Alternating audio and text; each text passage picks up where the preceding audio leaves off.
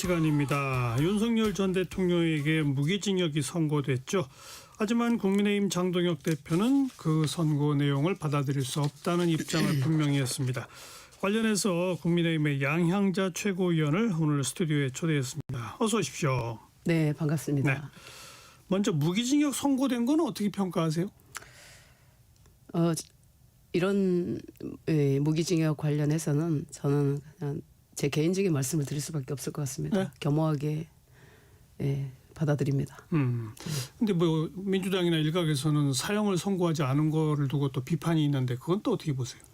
그 비판을 사형 폐지 주장을 했던 분이 가장 세게 하고 있더라고요. 네. 그래서 좀 별로 적절치 못한 비판이다 이렇게 보세요? 관점이 다를 수 있으니까요. 그래도 사법부의 판단을 저는 존중합니다. 네. 그런데 장동혁 대표는 뭐 예상컨대는 1심 선고가 나면 대국민 사과를 하고 뭐 그렇게 하지 않겠느냐라고 예상들을 했는데 전혀 정반대의 내용을 발표했어요. 그죠? 예상하셨어요? 저는 사실 어제 그 일본에 다녀오는 바람에 제가 함께하지 못해서 너무 송구스럽다는 말씀을 우선 드리고요. 보도를 통해서 이렇게 보셨겠지만 이 논의에 참석했던 분들도 좀 많이 만류를 했었던 상황이었던 것 같아요. 그리고 아침에 7시 40분부터 한 2시간 가까이 이걸 좀 다듬고 함께 의견을 또 조율도 하고 했던 것으로 알고 있습니다. 최고위원들이. 네, 예. 그런데요. 네, 그래서 근데 이제 저는 이제 전문을 여러 번 읽어봤습니다. 물론 이제 하시고 싶은 얘기를 다 담았다고는 볼 수 있으나 정치라는 게 하고 싶은 얘기가 아니라 국민이 듣고 싶은 얘기를 해야 된다라는 측면에서 보면 굉장히 좀 아쉽다는 생각이 들었고 제가 있었으면 아마 하지 않은 그러니까 만류를 했었을 것 같습니다. 어제 그 메시지로 할 거면 아예 안 하는 게 맞다 이렇게 생각을 했고요. 다만 이제 자세히 읽어보면 지금 이제 논란이 되는 그런 부분들만 있는 것이 아니라 또 윤핵인 세력들을 활용을 해서 뭔가 이게 자신들의 이익을 구하는 그런 분들도 이제 절연을 해야 된다라는 말씀도 함께 하고 계시기 때문에 적절하게 이제 그 지도부 입장에서는 했다라고 보여지지만 실제로 국민들은 그렇게 안 느끼거든요. 그래서 저는 늘 이렇게 생각을 합니다. 우리가 전달하고자 했던 사실이 아니고 국민들의 인식 속에서 인식되어지고 있는 그 사실이 사실이다. 그것을 전달하는 분들은 이제 언론인들이고 그래서 그 언론인 분들이 기다리고 있었던 메시지가 전혀 아니었던 것은 맞습니다. 그래서 오늘 아침에도 굉장히 비판적 어떤 시각으로 쓴 언론의 기사들을 많이 보고 마음이 좀 많이 무거웠습니다. 예, 그러니까 좀 아까 양향자 최고위원은 뭐 사법부의 판단은 그대로 존중한다는 말씀을 하셨는데 장동혁 대표는 우리 당은 비상계엄은 내란이 아니라고 주장해 왔다. 공수처는 수사권이 없다고 주장해 왔다. 계속 그 주장을 펴고 있는 거 아닙니까? 즉 사법부 1심 판단 뭐 무죄 추정의 원칙 2심 3심 가봐야 된다라고 뭐 정면으로 반박하는 거 아닌가요? 그러니까 우리 지도부뿐만 아니라 당내의 의견을 보면 사실은 그런 의견이 지배적입니다. 그리고 대통령의 내란이 잘했다고 한 사람 아무도 없고요. 계엄이. 근데 그 계엄을 잘못했다라고는 보지만 내란은 아니다. 그 계엄 자체가 내란은 아니다라고 보는 게 지배적인 시각이고요. 그런데 이제 현재 판단이 내란으로 사실 규정을 한 거 아니겠습니까? 그럼에도 불구하고 어제 장동혁 대표는 2심 3심까지도 가봐야 된다는 말씀을 하셨고 그것이 당내 당원들의 의견이기도 하고요. 지배적인 그런 의견이 있기 때문에 그런 말씀을 하셨다고 보는데 어떤 국민의 보편 정서와 분명히 거리가 있다라고 보여지기 때문에 저는 이제 아쉽다는 말씀을 드리고요. 안타깝습니다. 아니 그 같은 최고위원인 송원석 원내대표는 선거 당일날 그 국민 앞에 책임을 통감한다. 헌정 파괴 세력과 선을 긋겠다. 지금 대표랑 원내대표도 완전히 입장이 반대예요. 그죠? 네. 이래갖고 당이 굴러가겠습니까? 그래서 어제도 많은 조율의 어떤 시간을 좀 가졌던 것으로 제가 듣고 있는데 송원석 원내대표 대표께서는 이제 원내대표로서 하셨던 말씀인데 저는 그 말씀이 더 많이 적절했다고 보는 입장입니다. 그렇죠. 한동훈 전 대표 같은 경우는 뭐 장동혁을 뭐 잘라내야 된다. 아주 쉽게 말하면 오세훈 서울시장도 강하게 지금 비판하고 있고 이대로 지방선거 치를 수 있을까요? 대부분의 생각이 좀 어렵겠다. 네. 이번 지방선거는 정말 어렵겠다라는 말씀을 하셨는데 사실 얼마 전에 장 대표가 언론 인터뷰에서도 밝혔지만 서울시장 선거와 또 부산시장 선거에 본인의 어떤 정치 생명을 걸겠다라고 그랬죠. 말씀하셨습니다. 근데 지금 오세훈 서울시장 같은 경우는 국민의힘에서 가장 또 경쟁력 있는 후보고 또 그 경쟁력이라는 것이 서울에 대한 어떤 전문성과 비전 또 경험과 철학 또 그리고 본선 확장성인데 저는 이제 그런 지도부가 서울에서도 뭐 서울에서든 어디서든 그런 확장성이나 전문성이나 본선 경쟁력이나 이런 기준으로 이제 공천을 해야 된다고 보고요. 당이 이기는 공천을 해야 되겠죠. 네. 아니 그런데 지방선거가 다가올수록 일선에서 뛰는 후보들이 뭐 공동 연대해가지고 장동혁 대표 체제로는 이 지방선거 못 치른다. 지도부 교체하자, 비대위로 가자, 뭐 이런 얘기 안 나올까요? 그렇게 나오기는 어려울 겁니다. 왜냐하면 우리 당이 지금까지 그 궤적을 보면 이런 사안이 생길 때마다 지도부가 붕괴가 되고 또 비대위가 출범되면서 당이 제대로 역할을 못하는 구조가 돼버렸습니다. 그러다 보니까 윤석열 대통령이 전혀 정치 경험도 없고 훈련받지도 않고 이런 분을 내세워서 대통령을 만들었는데 그분조차도 당을 사유화했고 그리고 당에서는 제대로 뒷받침을 못했고 이런 상황에서 책임이 굉장히 좀 무겁게 저는 느끼고 있는데 이런 상황에서 당을 어떻게 재건을 시킬 것인가는 사실은 이 지방선거가 가장 어려운 선거지만 예. 이 지방선거에서 정말 통렬한 어떤 이제 저 같은 경우는 희생을 네, 해야지 국민들이 그나마 지방 권력이라도 이들에게 맡겨야 되겠다라고 생각을 하실 거예요. 그럼에도 불구하고 지금 시각에서는 굉장히 어렵습니다. 예. 네.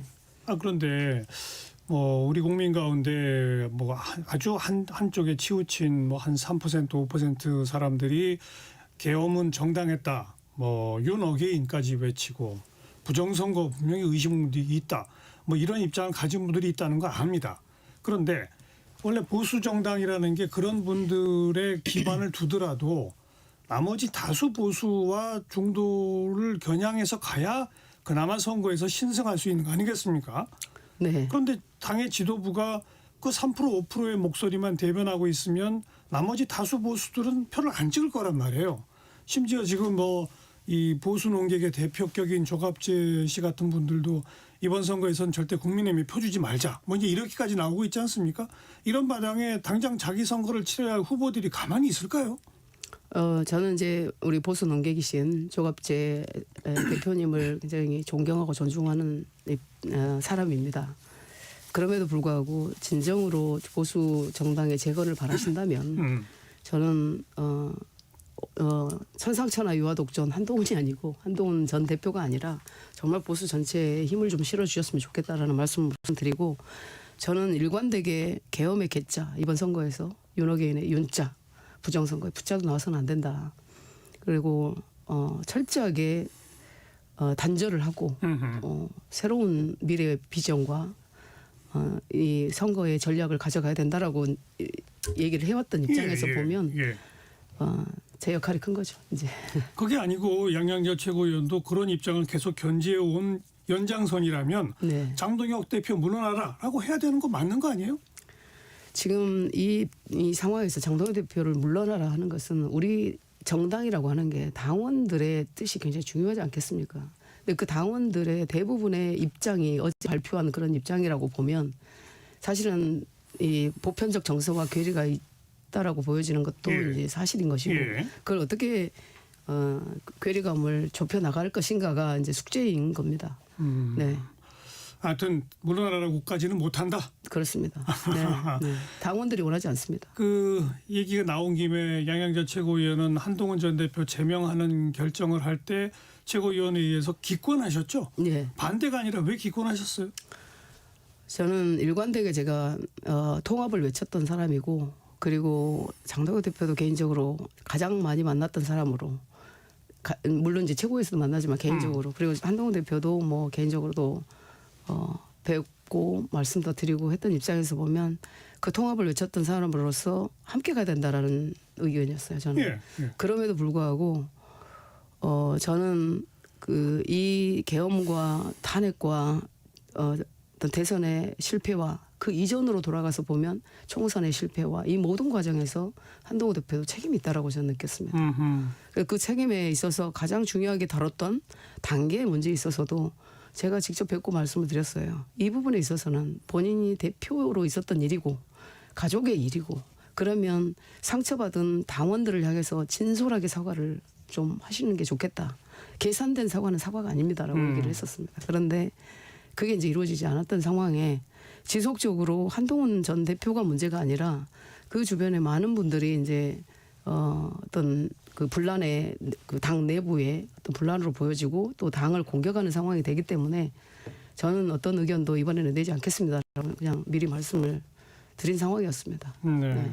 그렇게 한동훈 전 대표 제명하고 김종혁 전 최고위원 또 제명하고 배현진 의원 당원권 정지 1년 하고 이렇게 어떻게 보면 마이너스 정치를 계속하고, 게다가 이제 선거 이후에 그 일부의 시각만 반영하는 그런 입장 발표를 하고, 한마디로 선거 포기한 거 아니에요? 그런 건 아니고요. 이제 이 밖에서 바라보는 그 인식은 제가 무겁게 받아들이고 책임을 통감하고 있는데, 제가 이제 의원총회도 들어가 보고 또 이제 객관적인 시각에서 우리 당의 의원님들과 얘기도 나눠보고 하면, 사실은 정말로 우리 당을 살리려면 보수 정당인 우리 당을 살리는 일을 해야 됩니다. 네. 근데 보여지는 모습은 그 보수 정당 당을 살리는 일이 뭐예요, 그러니까? 그것은 우리 보수 정당이 이제 그동안에 어떤 정체성을 가지고 어떤 비전을 가지고 어떤 목표를 가지고 이 국정 운영의 중심 세력으로 국민들한테 신뢰를 받을 것인가에 천착한 게 아니라 이 당을 활용을 해서 어떻게 하면 내가 대통령이 될 것인가, 어떻게 하면 내가 선거에서 이 수단으로 사용할 것인가에 좀 천착이 됐던 거 아닌가, 저는 그런 생각이 좀 들고요. 제가 이제 아시다시피 한국의 희망이라는 정당을 창당하면서 사실은 제가 이제 정체성이 거의 중도 보수, 개혁 보수라고 스스로 이렇게 조사를 하니까 그렇게 나오던데요. 그러니까 그런 과정에서도 정당이란 무엇인지, 정당의 역할이 무엇인지, 왜 우리가 대한민국 정당 정치가 이렇게 발전해 왔는지, 그것에 대한 이 보수 정당에서의 어떤 숙고와 어떤 혁신의 과정이라든지 이런 것들이 없었어요. 제가 보기에는. 그래서 정당을 바로 세워야 된다. 근데 거기서 가장 문제가 사실은 당원이거든요. 당원이 지금 아십니까? 이게 이중당적자가 이게 있는 것뿐만 아니라 10중당자까지 가지고 있는 사람들이 있어요. 그래서 당원이 어떤 성분인지를 지금 잘 모르겠습니다. 당원임이 자랑스러워야 되고 당원임이 국민으로부터 인정받는 그런 정당이 되어야 되는데, 그런 당원 문제부터가 정말 잘못돼 있다. 저는 그렇게 보고 있기 때문에 이런 정당의 기본부터 본류부터 제대로 세워야 된다고 생각을 하고, 제가 보수 정당의 재건을 위해서 그런 역할을 하려고 합니다. 네. 자, 뭐 그건 그렇고, 공관위가 구성이 됐고 이정현 위원장이 임명이 됐고, 이정현 위원장은 이 야상을 입고 나와가지고 당을 이용하는 사람들을 정리하겠다라고 했어요. 이게 무슨 말이에요? 근데 이제 누가 뭐래도 이정현 위원장 같은 경우는 당을 가장 사랑하고 대한민국 보수를 목숨처럼 아끼는 분이라고 저도 느끼고 실제로 그 같은 호남인으로서도 보고 있는데, 어려운 지역에서도 선거를 하시고 당 대표까지도 하시고, 근데 어제 말씀은 무엇보다 이제 당을 지키는 공천을 하겠다라는 의지로 보여집니다. 예, 언론 보도를 보면 이제 현역 컷오프, 숙청 뭐 이런 것에 방점이 찍혔지만, 어제 저는 이제 복장도 상당히 깜짝 놀랐습니다. 왜 그런 옷을 입었대요? 근데 오늘 아침에 보도 보니까 이제 첫 번째 회의 때 그런 어떤 강한 메시지가 이제 복장으로도 보여줘야 된다라고 생각을 했고 그 남대문 시장을 돌면서 여러 개 중에 하나를 골랐다고 말씀하시더라고요. 뭐 전투를 치르듯이 군복 입고 뭐 숙청하겠다 이런 거 아니에요? 아니 이정현 위원장의 입장에서 보면 선당 후사한 사람을 좀 우대하겠다. 그리고 선당 후당한 사람을 또 앞세우겠다 그런 말씀으로 보이는데 사실 지금 이제 우리가 그 TK 정당이라는 이미지가 강하지 않습니까? 사실은 이제 대구의 민심도 이게 대구로만 다 올 거냐 현역들이 중진 의원들이 이런 비판의 말씀들을 분들도 굉장히 많이 하고 계시거든요. 그래서 이번 지방선거에서 특히 광역단체장 또 예를 들면 100만 이상 50만 이상의 이제 단체장들의 역할이 굉장히 중요하다. 네, 저는 근데 한편으로는 숙청이 아니라 그분들이 잘 해왔던 부분들을 충분히 우리 당에서 뭔가 홍보도 할 수 있어야 되고 그분들이 다시 우리 당을 위해서 또 헌신을 할 수 있는 환경을 만드는 것도 매우 중요하다. 어찌되었든 이기는 공천을 하셔야 된다. 이런 말씀을 드립니다. 양양열 최고위원은 이번 보궐선거나 이런 데 안 나가십니까? 근데 지금 제 개인의 어떤 계획을 앞세울 때는 아닌 것 같습니다. 이제 당이 우선 국민 신뢰를 회복해야 되는데 정말 이번 지선에서 우리 그 경기도 출마 희망자 전체를 제가 교육을 전 차원수에서 다 했거든요. 그분들의 일이 너무너무 절박합니다. 그래서 우선 저는 전국을 제가 다 담당할 수는 없지만 경기도의 출마자들을 다 살려야겠다. 이런 아주 그 각오를 가지고 있고 제 몸을 뼈를 다 갈아 넣겠다. 여러분들을 위해서 이런 말씀을 해드리고 있고요. 이제 다만 이제 평택이나 이런 그 평택을 포함해서 경기 남부 반도체 클러스터 있지 않습니까? 예, 예. 이제 그런 부분에서 나와달라는 요청들이 있는 건 사실인데. 반도체 전문가 출신이시니까. 네, 오죽해서 양도체라고 하겠습니까? 그런데 지금 우리의 그 이번 지선의 승부처는 사실은 이 첨단 산업 클러스터의 경기 남서부 부천도 마찬가지고. 네. 그래서 거기에서 역할을 제가 할 수 있다고 보여지고, 네, 제가 갈 수 있는 자리는 진짜 국민이 필요한 국민에게 제가 필요한가? 국가 산업 발전에 정말 중요한 자리에 제가 해야 될 역할이 있는가? 그리고 잘할 수 있는 곳인가? 그런 기준으로 이제 국민이 요구하는 방향이 있다면 저는 책임 있게 고민하겠다 이런 말씀만 드립니다. 다시 돌아가는 감이 없지 않습니다만 장동혁 대표는 도대체 왜 이런다고 생각하세요? 일각에서는 지방선거는 포기하더라도 당권을 계속 쥐기 위한 것이다라는 분석을 내놓는데 거기에 동의하세요? 그러겠습니까? 저는 정치인들은 나름대로 소명이 있고 이제 사명을 가지고 하고 있다라고 보고요.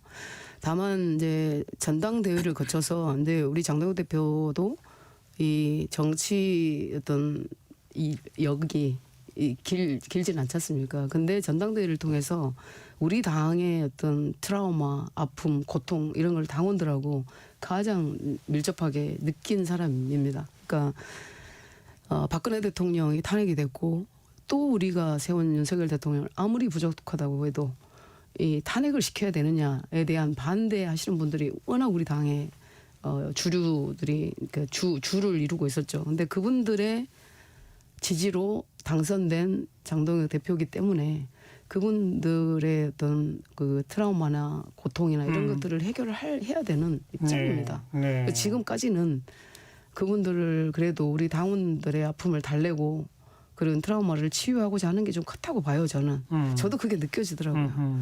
그런데 마치 그냥 탄핵에 앞장서고 개선 장군처럼 막 그런 분들은 보기에 너무 아프죠, 저희 입장에서는. 그래서 저도 이해가 되고 그래서 당원들을 추스리는 일이 지금까지의 일이었다면 이제 앞으로는 전환이라는 키워드를 통해서 정말 우리 지방선거의 전략을 보여주실 것이라고 보고 있습니다. 좋아요. 만약 그렇게 했는데 지방선거에서 졌어요. 본인이 네. 언론 인터뷰한 것처럼 서울시장, 부산시장 다 졌어요. 그러면 당대표 물러나고 정치 인생 끝낼까요? 저는 뭐 가정에서 드리고 싶은 말씀은 없고요. 저는 경기도는 제가 승리하겠습니다. 다 살리겠습니다. 네. 자, 당명을 바꾼다는데 지금 아마 최근에 보도를 보니까 압축된 게 미래연대하고 미래를 여는 공화당 이 두 가지인 것 같아요. 맞아요? 사실인지 아닌지를 저도 모르는 걸 어떻게 언론이 쓰는지는 잘 모르겠습니다만 중앙일보에 뭐 기자님이 쓰셨던데 저도 궁금합니다. 어떻게 나올지. 근데 다만 이제 우리가 민주를 이렇게 그 민주당에 이게 뺏긴 지가 오래됐다라는 그 예. 공감대가 있고 공화라는 얘기 얼마나 좋습니까? 근데 그 공화에 대한 어떤 이 당원들의 이 요구가 좀 있습니다. 그래서 어떻게 나올지 모르겠는데 그리고 그 헌법 존중 또 자유민주주의 권력 분립 뭐 이런 보수의 핵심 가치가 공화에 들어 있어서 그렇다고 보여지는데 다만 이제 공화당. 아시겠지만 저는 더 공화당으로 이렇게 했습니다. THE 해서 모아의 뜻도 있고 더 공화당을 저는 좀 추천을 했습니다만 내일 얘기를 한다고 하니 한번 들어보겠습니다. 그리고 한국 정치에서 공화가 이제 어떤 특정 역사를 이렇게 떠올리게 하죠. 박정희 공화당 네. 떠오르잖아요. 그래서 이제 만약에 채택된다면 약간 그 지나간 어떤 이미지, 이렇게 오래된 이미지를 씻어내는 어떤 혁신 패키지가 이렇게 함께 와야 된다. 그리고 저는 이제 당명은 어찌됐든 그 우리의 어떤 혁신의 내용이 들어간 우리의 정체성이 들어간 아까 말씀드렸던 그런 자유민주주의, 헌법 존중 이런 정체성과 어떤 비전과 가치가 들어가 있어야 된다고 봅니다. 그리고 오래 지속돼야 될 것 같아요 이제. 하도 자주 바뀌니까. 네. 그럼 지금 말씀 쭉 종합해 보면 미래를 여는 공화당 쪽인 것 같은데요. 글쎄요, 한번 보겠습니다. 네. 네. 당 색깔도 바꿉니까? 빨간색에서? 제 개인적인 생각인데요. 이제 뭐 통상적인 얘기일 수 있겠지만 색깔보다 중요한 게 내면이다라는 말씀을 좀 드리고, 근데 이제 노선과 철학이 어떨 거냐, 그리고 방향과 비전이 또 중요하다고 보는데 사실 민주당이 노란색이었거든요 과거에. 예, 그 노무현 대통령 때, 그다음에 문재인 대통령 새천년 민주당인가 그때까지. 근데 파란색을 뺏겼죠 사실은. 그래서 빨간색에 대한 어떤 뭐 공산주의 뭐 이런 것들이 있어서 이런 부분도 고민한 건 사실인데요. 네, 뭐 얘기를 좀 들어봐야 될 것 같습니다. 즉 양양자 최고위원 개인의 생각은 어떤 색깔이 좋을 것 같아요? 저는 아주 그 선명한 파란색이 좋겠습니다. 그럼 너무 맞아요. 비슷해지는 거 아니에요, 민주당? 네. 민주당이 파란색인데 아무리 선명해도 그게 그거 아닐까요? 논의를 해보겠습니다. 네. 그건 구별이 안 되면 우리 유권자들한테 혼란을 줄 수도 혼란 줄 수도 있습니다. 그죠? 네, 네. 당명 바꾸고 색깔 바꾸고 그런다고 국민의힘에 대한 국민적 인식이 변화할까요?